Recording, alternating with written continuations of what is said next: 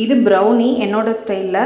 Taste ரொம்ப நல்லா இருந்தது. ஒரு மிக்ஸி ஜாரில் 3 டேபிள் ஸ்பூன் பட்டர், 1/2 கப் சர்க்கரை, ஒரு முட்டை சேர்த்து அடிச்சிட்டு அது கூட 1/4 கப் கொக்கோ பவுடர், 1/2 கப் மைதா மாவு, கொஞ்சமாக baking soda, 1/2 spoon baking powder சேர்த்துட்டு எல்லாத்தையும் நல்லா அடிச்சுக்கலாம்.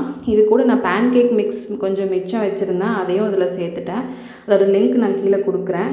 எல்லாத்தையும் நல்லா அடிச்சுட்டு எங்கிட்ட வந்து ஸ்கொயர் ஷேப்பில் மோல்டு இல்லை, அதனால் நான் ரவுண்ட் ஷேப்பில் ஒரு தட்டம் எடுத்துகிட்டு அதை பட்டர் பேப்பர் போட்டு எல்லாத்தையும் நல்லா ஸ்ப்ரெட் பண்ணி ஒரு குக்கரில் வந்து உப்பு சேர்த்துட்டு அடியில் நல்லா ப்ரீ ஹீட் பண்ணிவிட்டு வேக வச்சு எடுத்தேன்.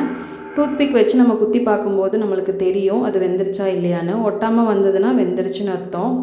உண்மையிலேயே டேஸ்ட்டு ரொம்ப நல்லா இருந்தது. இதில் சாக்கோ சிப்ஸ் இருந்திருந்தால் மேலே போட்டு விட்டுருந்துருக்கலாம்.